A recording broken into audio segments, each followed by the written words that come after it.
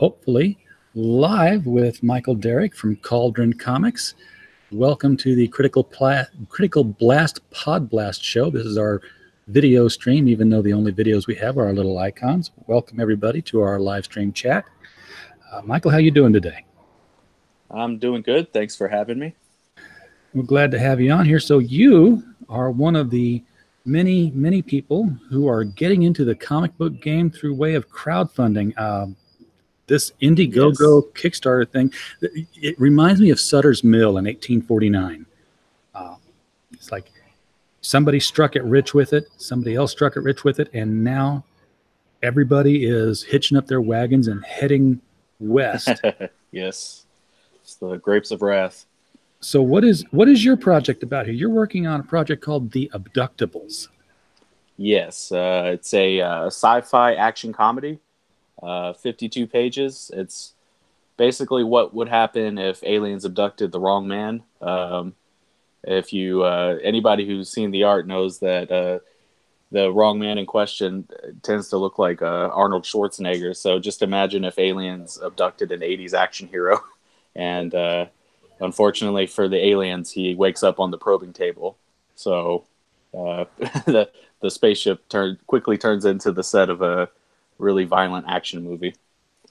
Well, that's a hell of a place to wake up, is to find something being inserted into you by a bunch of aliens, especially if you've got the build of a man who can do something about it. Exactly. Yeah, it's going to be payback time for those darn aliens, always probing us and abducting us. All taking place on the saucer, I take it, or are you going to turn this into more of an intergalactic? So the main story, most of the book does take place on the ship, but I don't think it's too much of a spoiler to say that there will be some flashbacks and some other scenes that do take place outside of the ship. So it should be interesting. When the abductee, as we call him, when he wakes up on the ship, he doesn't have any memories. He's amnesiac, and but at some point he does remember who he is, and we get his little secret origin. And at that point, things take a turn. Now, how long have you been percolating on this particular idea?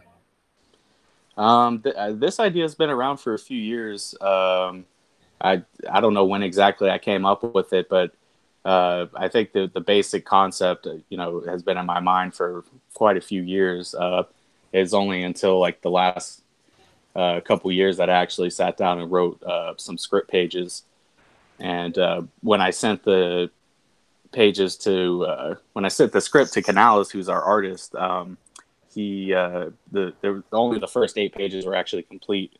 So it was an interesting process because I was actually writing the script as he was drawing the pages. So it had a bit more of an organic. The way it came together was a bit more organic than just me sending him the script and then he draws it. Like, it was a bit more collaborative in that sense.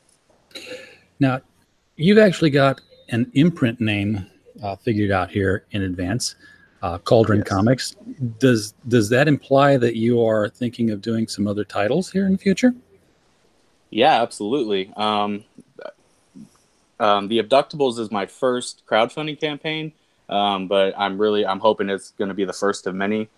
Not even necessarily crowdfunding, just whatever the best way to get my comics out, I'm going to pursue. So yeah, but hopefully, once that the Abductables is a success, it'll be just the first of many comic book projects to come. Now you're working with Ibai Canales, and I don't know if I'm pronouncing his first name correctly or not. I was taking a stab at it. No, yeah, that's good, Ibai.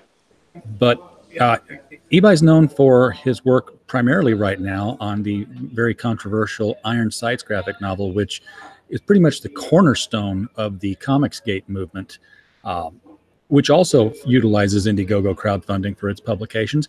Do you find yourself, would you consider yourself Comicsgate, or are you just kind of Comicsgate adjacent, or just happening to use the same people and methods of publication? I would definitely consider myself Comicsgate. I certainly resonate with the ideals of Comicsgate. While while I've wanted to be in the comic book industry most of my life, it was Comicsgate and specifically the Diversity in Comics channel, and then Ethan Van Sciver, who actually brought me back into comics because I'd kind of fallen out of love with the industry for various reasons that they pointed out in their videos. So yeah, I think it's safe to say I wouldn't be here if it wasn't for Comicsgate. So yeah, 100%. I definitely identify as Comicsgate. I can definitely understand and appreciate the reasons that people in Comicsgate give me for why they consider themselves Comicsgate. One of the things that I always like to ask people who are involved in the movement, and I've talked with Tim Lim and some of the other people involved with it.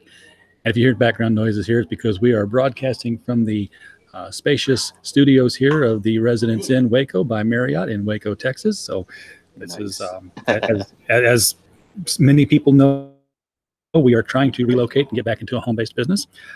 But one of the things I keep asking the Comicsgate people is how they see the current mode of what they're doing turning into something that is more lasting, because $25 for a floppy issue is not something that I can see myself doing all the time. Of course, I keep saying I can't see myself paying more than $2.99 an issue every month, and now I'm paying like $6. So, what do I know?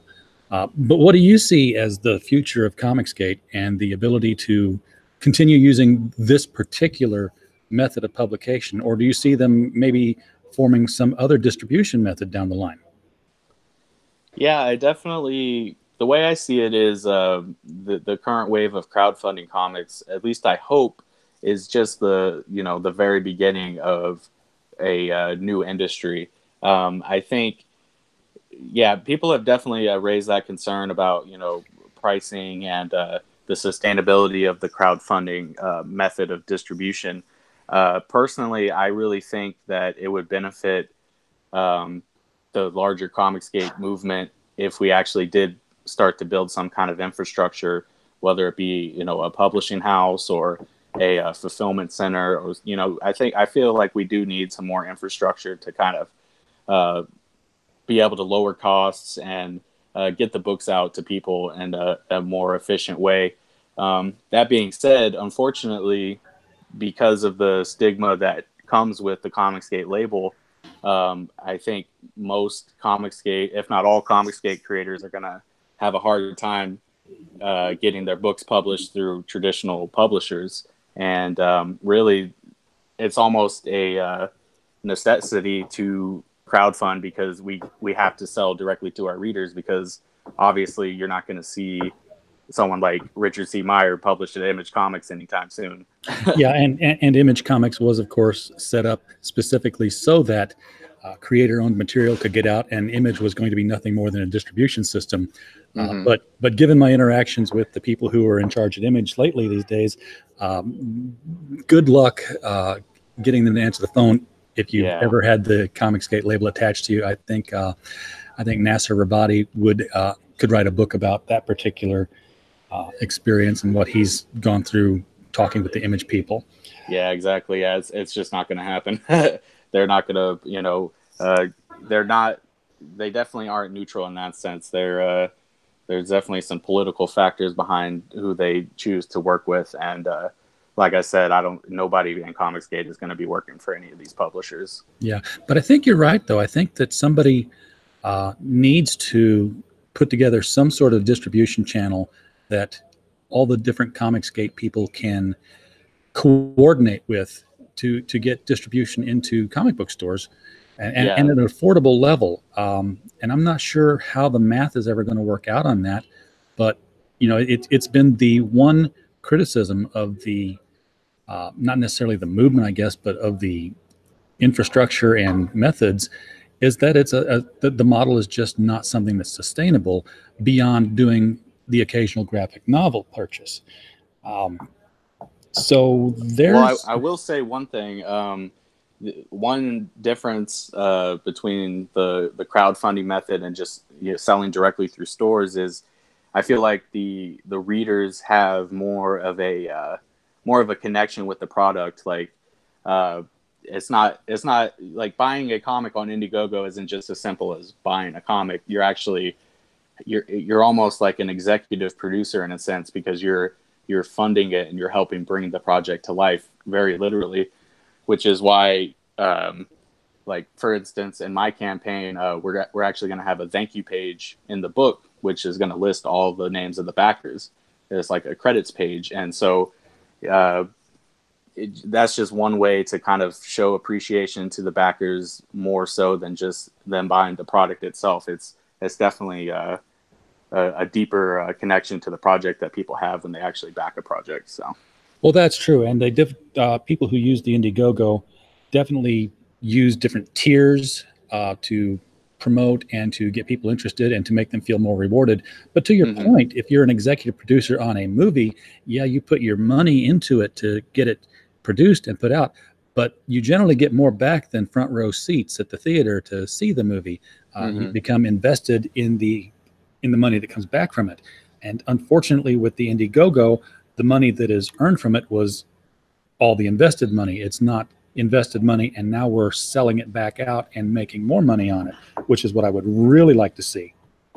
Yeah, my dream would be for the big Comicsgate creators to kind of come together the way Image did back in the 90s, where it's one company, but every creator has their own imprint and they own their own characters, and they could share the larger profits, but everybody has their own kind of mini business under the umbrella of a larger company. I think that would definitely benefit everybody.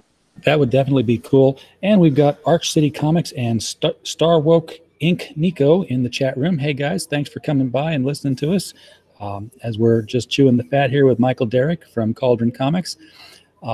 Michael, one of the things I think would be difficult in putting together some kind of distribution channel like this is that all the different Comicsgate people, while most of them love each other, it seems like it doesn't take much for a war to break out. And we've seen a couple of them come and go, and splits happen and then come back together, and some splits have remained split. I wonder how much infighting was going on back at the early days of Image Comics between all the 7 founders. I'm sure they had plenty of disagreements themselves. So I feel like that's just going to be inevitable in any kind of business venture. But as long as everybody maintains a level of autonomy, I don't think it should be too much of an issue. Hopefully not. But we did have there was the attempt to create a Comicsgate imprint label, which was soundly rejected.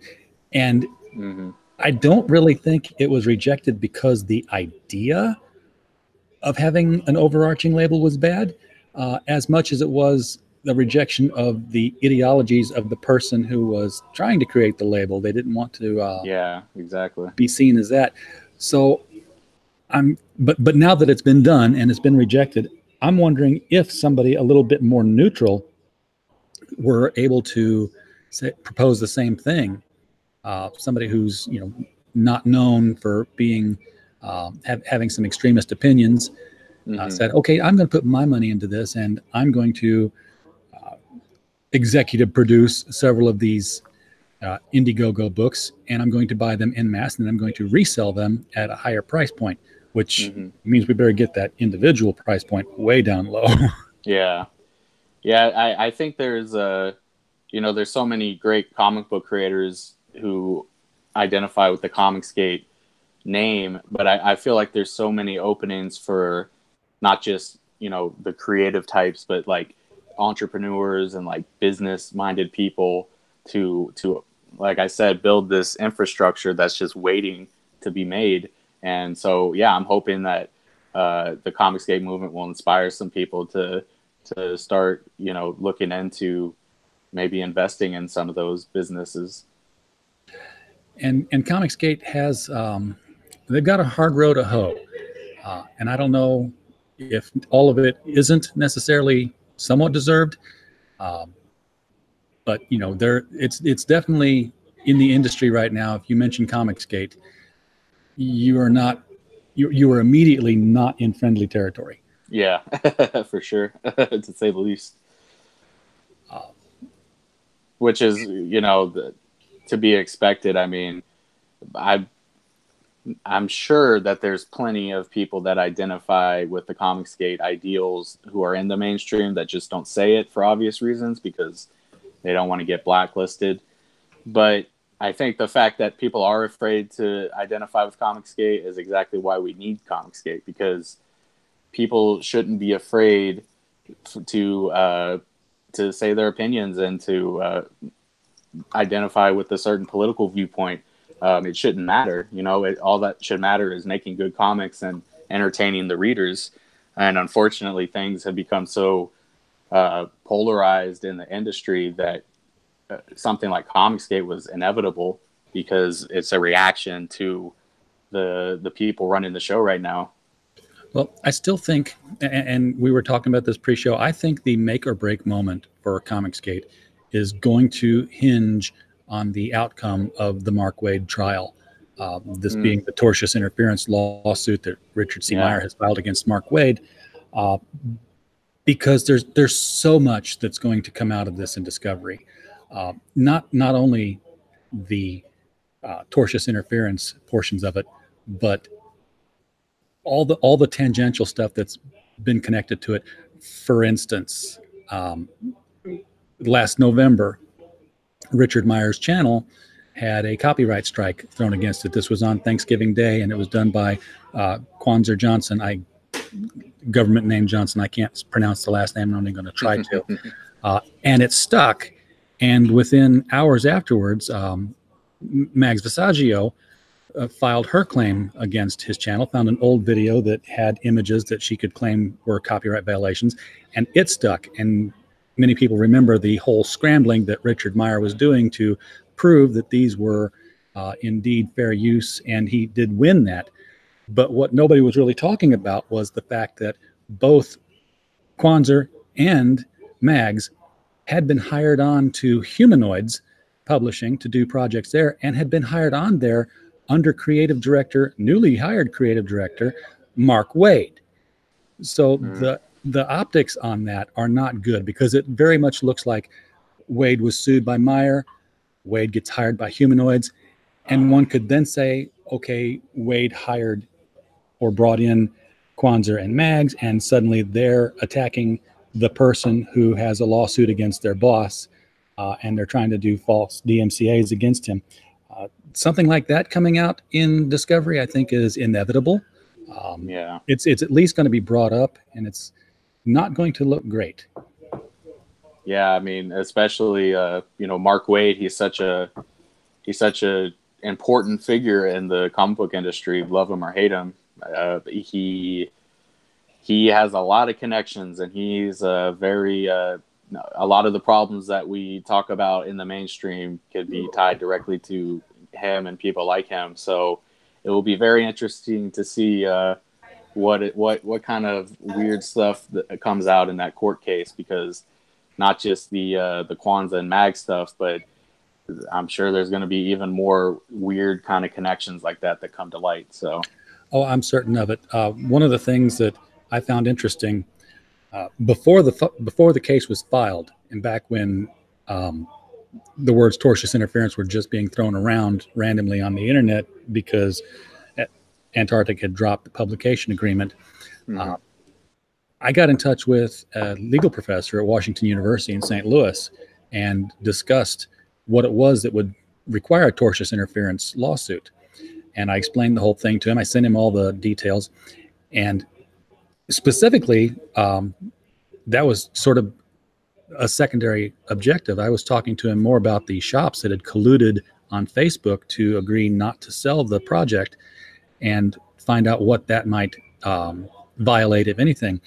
And he came back and said that, well, it was a legal boycott, a group boycott, which they're quite legal, and they're not nice, but they can be done. He said it's sort of like what the cable companies do with various cities.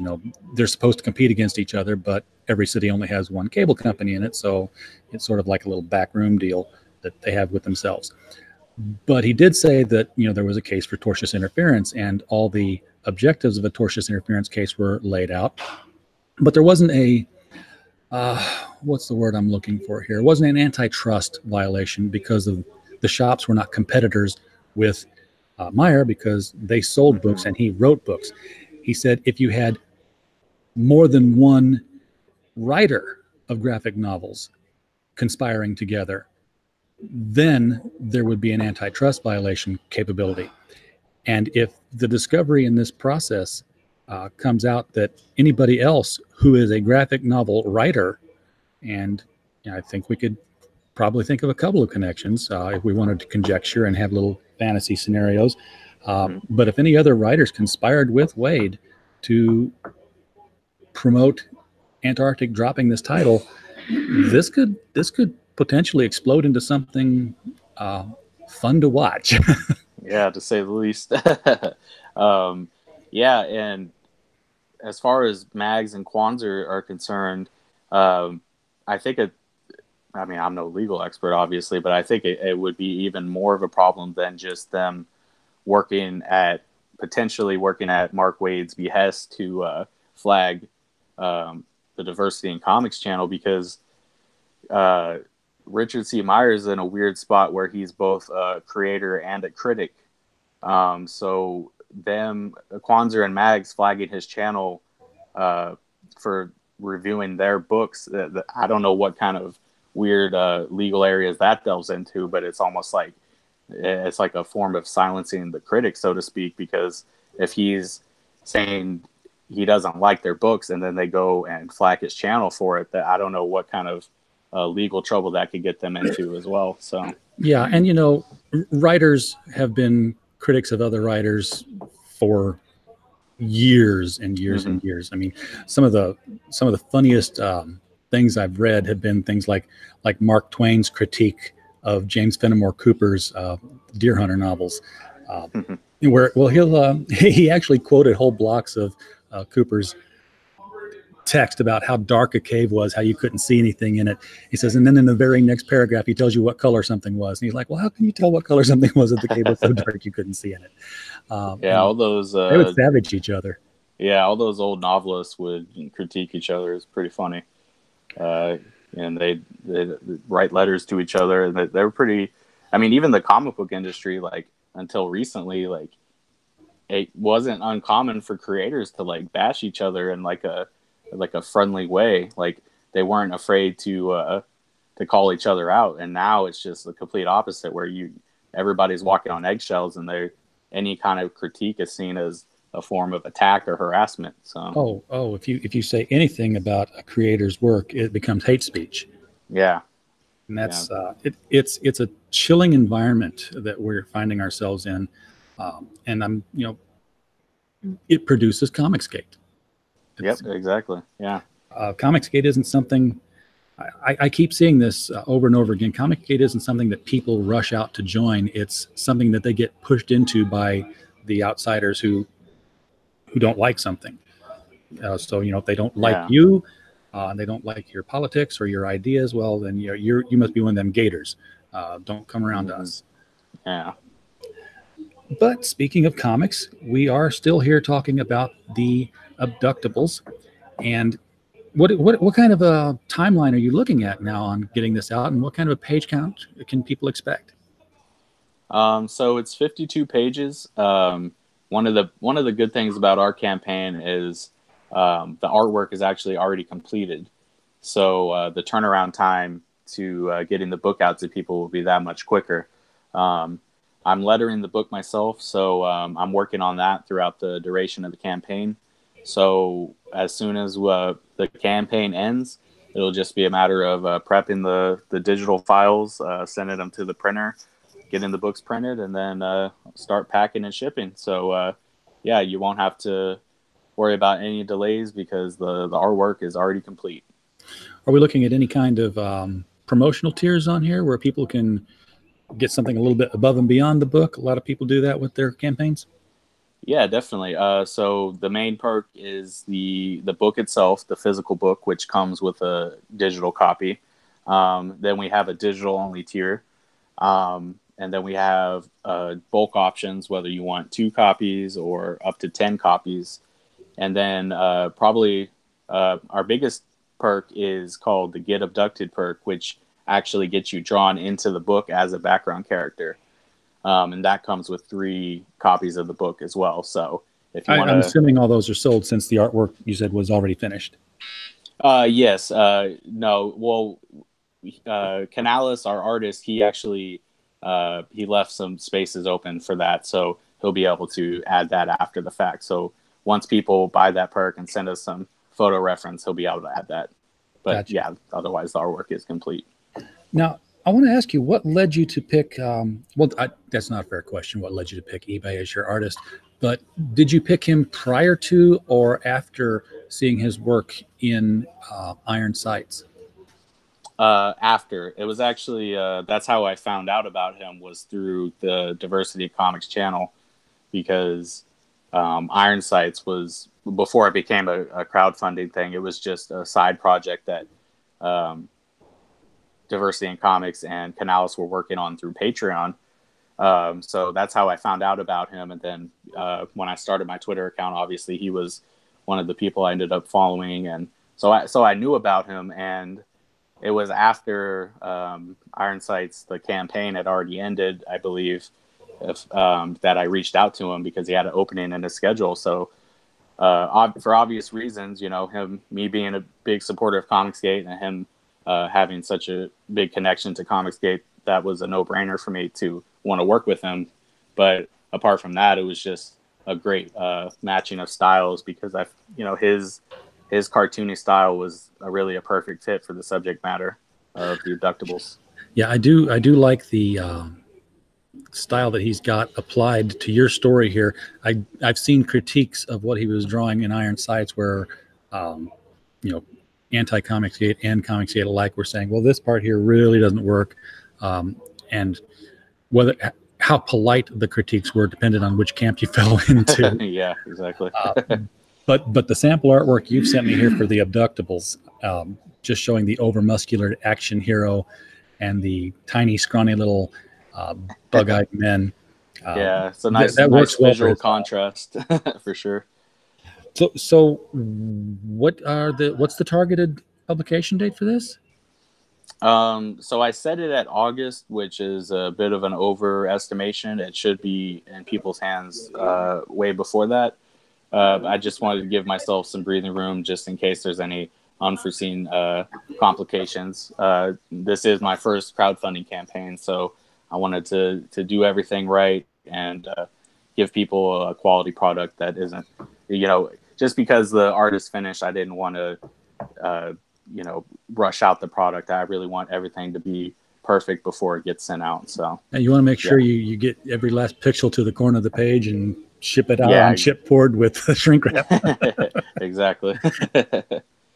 Oh, Richard, we've learned so much from all of your mistakes, sir. Oh yeah. That's something I'm definitely grateful for. Is I got to see a lot of these campaigns go through the entire process before I even launched mine. So I was definitely taking notes and learning from people's mistakes. So that's definitely going to be a big benefit. That has actually been a great benefit of everything here, has been the transparency. I mean, even the people who are, like Ethan Van Sciver, he's a couple of months late on delivering on his Indiegogo, but we're seeing the pages, we're seeing them develop and evolve, and he's drawing them on live streams.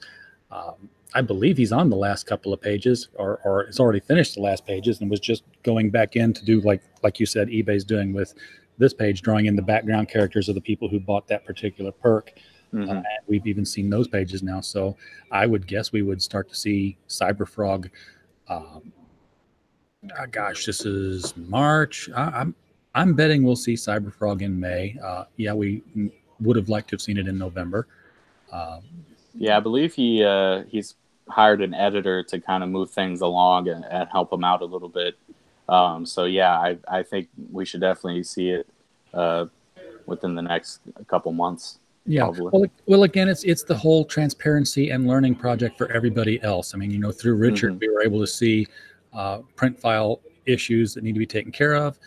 We've got to see the shipping issues with Ethan. We're getting to see the scheduling issues when it comes to estimating dates for publication and when you're going to be finished. So, maybe not make them so stringent. Give yourself some time to breathe, like you said. Yeah, and I think that's also kind of one of the plus sides of the crowdfunding model is the readers do kind of get a peek behind the curtain, and they get to see how the product is made, and they get to see it through all its stages of evolution. Someone actually pointed out to me that, to me, it's a benefit of our campaign that the artwork is already done.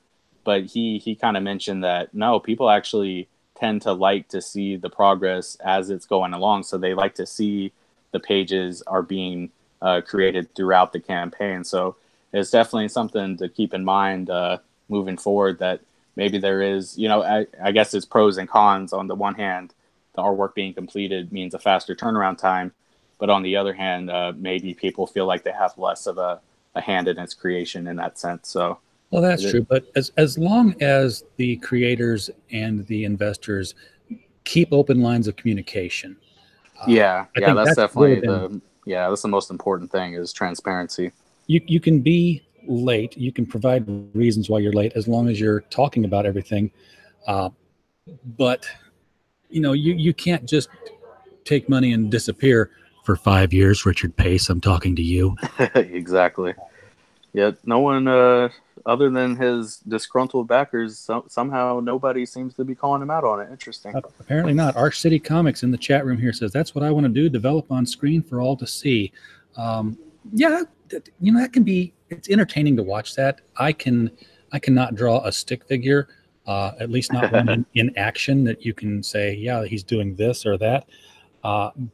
But getting to sit down and watch Donald DeLay or Ethan Van Sciver or any of the other guys, or Doug TenNapel, just sit down and draw. It's like tuning into an extended episode of Bob Ross. Yeah, exactly. Watching him kick stuff out and being envious of the whole thing, and them telling us, and you can learn to do this. I'm like, no, you can't.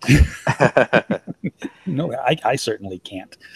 And it's just another added component to the crowdfunding model is YouTube. I mean, all these creators are building up their YouTube channels, and like you said, through these live streams where you actually get to see them drawing the pages.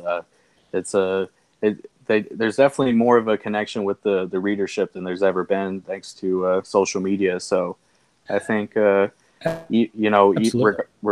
of the political reasons why Comicsgate books can't be published by certain companies, I feel like the crowdfunding model, if not in its current form, I feel like some variation of it is almost just inevitable with the way everything is changing in the industry. You absolutely have to have a YouTube presence to be able to reach out to the potential investors and to the readers who have already invested. And that's another thing that the movement's been criticized for, is actually having this communication forum, because it's become to the point where people like Gail Simone are saying, hey, Comicsgate is not a comics movement, it's a YouTube movement. It's all about having YouTube channels. And I'm like, well, how would you do it if you didn't have a YouTube channel? Would you just tweet all the time? And yeah, exactly. That's almost like, they could throw that criticism at Gail Simone. Like she's all, you could probably thank a lot of her successes to her Twitter account. So, I mean, is she part of a Twitter movement? I mean, it's just, YouTube is just another form of reaching out to your fans and another form of promotion. So exactly. Yeah. And the fact that YouTube allows the video makers to make money for themselves and even more for YouTube is certainly not something. I mean, what are we supposed to do? Say, okay, well, we don't want ads on our channel because we don't want to be seen as people who make money. No, we absolutely want to be seen as people who make money, because people admire success stories. And it's the viewer's choice. It's the fans who decide if a channel is successful enough to be monetized with ads, then that just means that there's a demand for the content. And more directly, stuff like super chats, I mean, that's people choosing to hand their money to these creators to have their voice heard. So I mean, it's all up to the readers at the end of the day, the viewers. Yeah, I absolutely cannot wait for the day when I can get on here and say thanks for the super chat. Yeah, the Gale model is tweet all day, says Arch City Comics, and she's definitely busy tweeting. I don't know when she sleeps.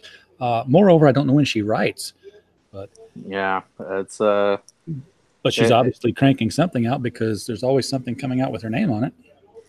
I don't think it's a coincidence that none of the anti-Comicsgate people have much of a YouTube presence, because it's hard to maintain an echo chamber on YouTube because people are going to tell you exactly how they feel through the comments. And I mean, I guess you could disable the comments, but I mean, YouTube only really works if it's more interactive with the viewers, because it's going to be hard to grow a channel if you're just, screaming into the void and avoiding any and all criticism. So that's true. Of course, I don't see much criticism on the Comicsgate channels either. I mean, that's kind of an echo chamber.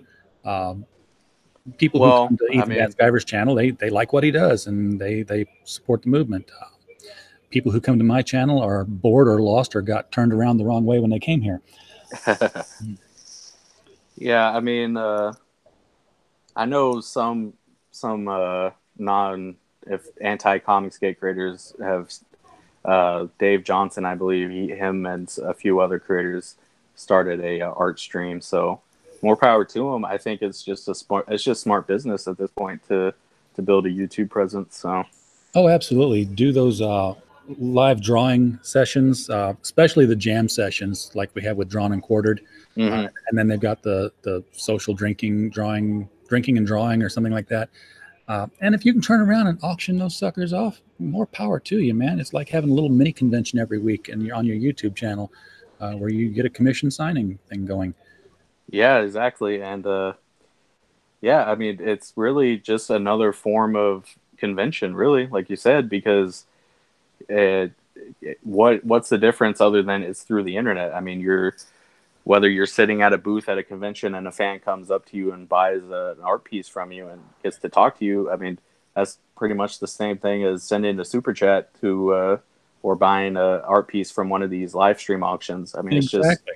It's just the technology is different.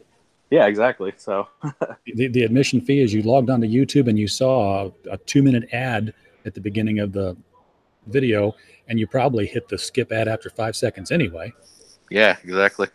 I try not to do that because I know I'm going to have those someday, and I'd appreciate it if people watch the ads that come up. But sometimes I have to skip. If I get in there and I start to go listen to that Umbrella Guy, as I do every day on my drive home, and the ad comes up and says, ad complete in 3 minutes and 54 seconds. I'm like, oh, hell no. I'm like, sorry, Tug. You'll make it up in volume. Yeah, I don't think you can blame me for that. I think we all skip the ads. Some people even go as far as to use ad blocker. I've never done that, but yeah. No, I wouldn't do that. But since you did mention that the Comicsgate people do need to have the YouTube presence for their books, what kind of YouTube presence does Cauldron Comics have? None, actually. Well, sadly, man, somebody needs to do something today. Yeah, exactly. That's that was definitely, it still is one of my New Year's resolutions, is to actually put some content on my YouTube channel. There are 2 videos on there right now. Both of them are trailers for 2 different comic book projects, one of which is The Abductables. So I do have those on there, but I definitely have a list of videos that I want to do in the future. So I think, ironically, once the campaign is over, that's when I'll actually really dedicate myself to building a YouTube presence and getting some content out there. I say once the campaign is over, it's a little too late, isn't it? Well, like I said, I'm hoping this will be the first of many campaigns. So, look out for that. I'll definitely be uploading some content to YouTube for sure. All right. So what other kind of projects are you looking to get out of Cauldron Comics? Oh man, I have a million ideas, but it's all about the right place, the right time, the right artist. As of now, I'm thinking that my follow-up project will be a superhero project. I kind of want to go more like more of a mainstream appeal type of thing. It's still in the very early stages of development, but it's kind of a Spawn meets Punisher hybrid, kind of the in the vein of like the dark vigilante with superpowers. So that's and I posted a little bit of info on that on Twitter, and it got a good reception. So as long as I can find the right artist for the project, I think that might be my follow up.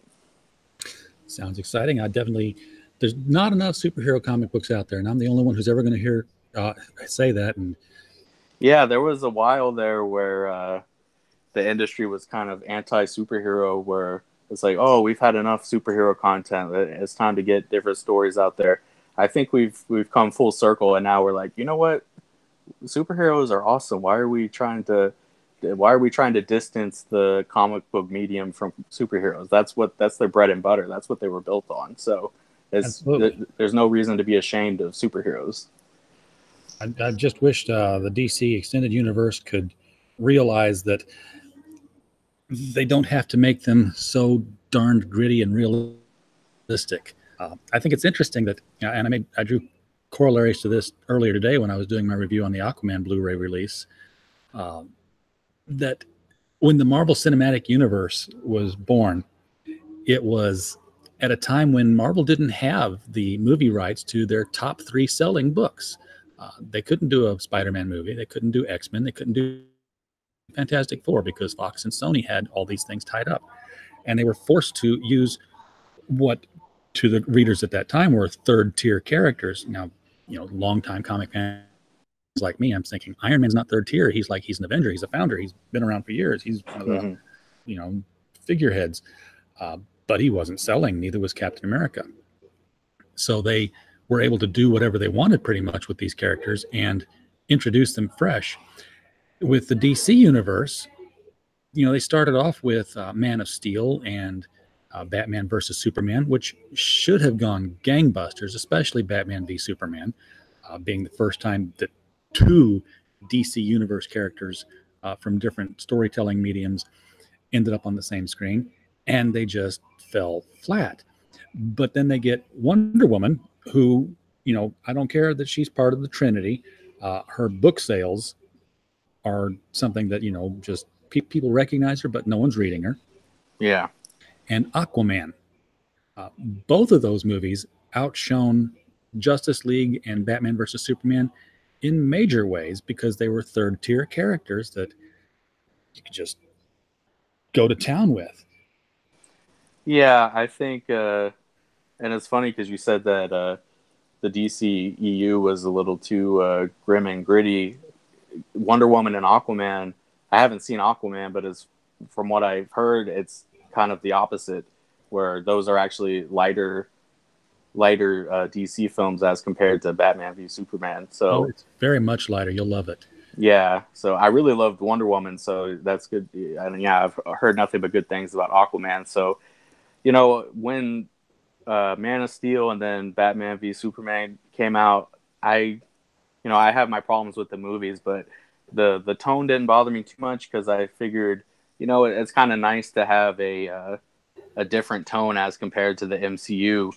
But ultimately, I mean, it seems the lighter tone is what audiences want because the box office doesn't lie. Those movies are more successful. No, absolutely not. I mean, DC says, hey, we're going to take Superman, but we gotta darken the costume down some. We got to make him brooding. We got to make the whole thing dismal and have him be questioning his role in humanity. And then we give him armor. We're going to give the invulnerable man armor. And really make him angsty and worried. And over at Marvel, it's like, hey, we got a frickin' raccoon with a machine gun. Yeah, exactly. So, they can learn.